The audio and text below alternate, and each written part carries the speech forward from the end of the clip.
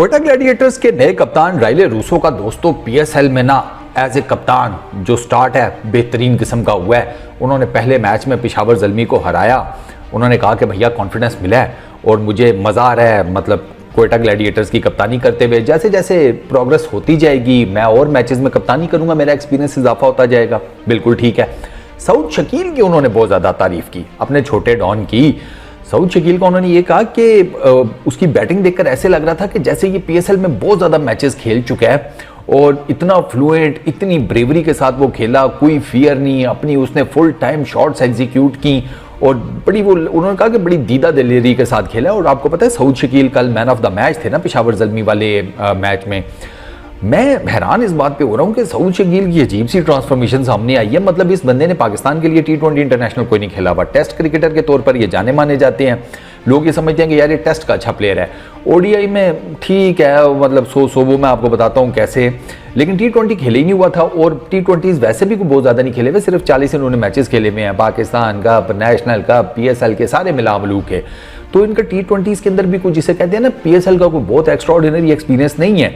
एक ही franchise Quetta Gladiators के साथ ये मुंसलिक रही है और अपॉर्चुनिटीज़ मुझे लग रहा है कि इनको ना सबसे ज़्यादा शायद अब इस सीज़न में मिले, क्योंकि Saud Shakeel out of nowhere एकदम से सामने आए और इनकी तो रेस थी ना राइले रूसो के साथ कप्तानी की। लेकिन राइले रूसो को डेफिनेटली उनके PSL की जिसे कहते हैं एक्सपीरियंस की वजह से प्रेफरेंस दी गई, तो सऊद शकील को बना दिया गया वाइस कप्तान। तो अब वाइस कप्तान ने जनाब कल बारी खेली है 74 रन्स की, 47 बॉल्स के ऊपर 6 चौके 4 छक्के, 157.44 का स्ट्राइक रेट। ये जो सऊद शकील ने बैटिंग की है 74 इनके, 75 जेसन रॉय के, 157 का इन्होंने कोयटा ग्लैडिएटर्स को दिया ओपनिंग स्टैंड, वो भी 15.2 ओवर्स में। हाँ 15 ओवर हो चुके थे, 16वें ओवर की मेरा ख्याल दूसरी तीसरी यही कोई बॉल होगी, दूसरी तीसरी चौथी, जिसके ऊपर फिर इनकी पहली विकेट गिरी।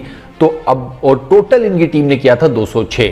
मोटा मोटा हिसाब लगाया जाए तो 206 में से आप 160 तो साइड पे कर दो ना, जो कि इन दोनों ने बनाए थे। तो बाकी फिर जारी बात है पीछे 5 ओवर्स में आपको सामने सामने पता लग रहा है कि कोई बहुत एक्स्ट्राऑर्डिनरी, मतलब 8 का रन रेट तो कोई नहीं इतना खास नहीं है, ज़्यादा भी किया जा सकता था, बट खैर एनीवेज।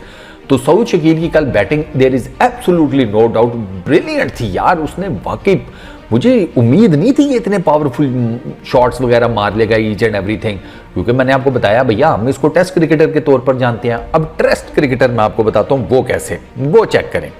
सऊद शकील ने पाकिस्तान के लिए 10 टेस्ट मैचेस खेले हुए हैं, 967 रन हैं, 208 इनका हाईएस्ट है। वो जो श्रीलंका के अगेंस्ट इन्होंने डबल सेंचुरी मारी थी आउट ऑफ नोवेयर, वो भी 60 की भाई साहब की बैटिंग एवरेज है अभी तक। ठीक है, 2 सेंचुरीज हैं, 6 50s इनके नाम के ऊपर हैं।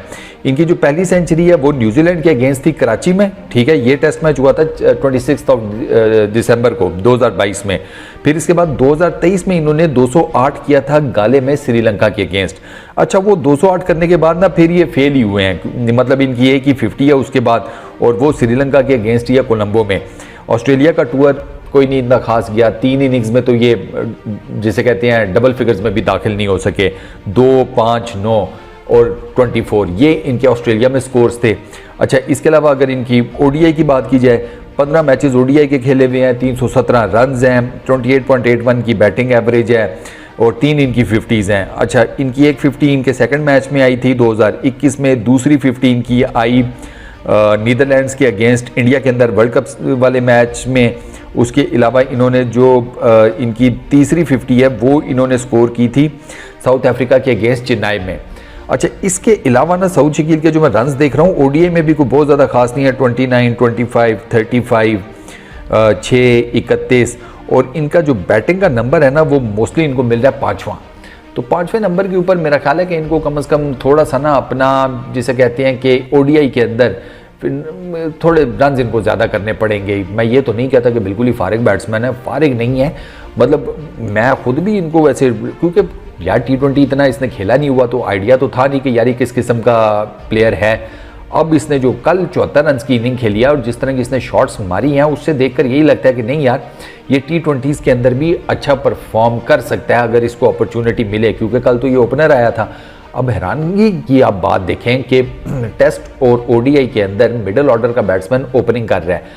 अब जाहिर सी बात है सऊद शकील ने ओपनिंग के लिए इधर या तो खुद रजामंदी का इजहार किया होगा, या जब इनकी ड्यूटी लगाई गई है कि भाई आपने जाकर ओपनिंग करनी है तो इसने कहा होगा ठीक है मैं कर लेता हूँ, मुझे कोई मसला नहीं। इन बोथ केसेस कामयाब हुआ है वो। इन बोथ केसेस आइदर ये खुद से आया है ओपनर या इसको भेजा गया है।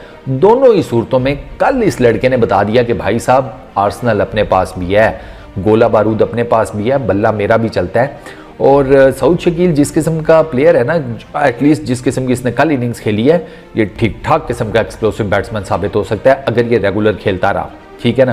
क्योंकि जाहिर बात है तीनों फॉर्मेट की क्रिकेट और ये वो सारा कुछ, तो इसको ना तीनों को साथ लेकर चलना पड़ेगा, क्योंकि टेस्ट क्रिकेट में तो ये होगा। टेस्ट क्रिकेट में इसने जिस किस्म की परफॉर्मेंसेस दी हुई है ना, मतलब डबल सेंचुरी स्कोर की हुई है, अभी टोटल 10 मैचेस खेले हैं, तो ये अपने आप में बहुत बड़ी बात है।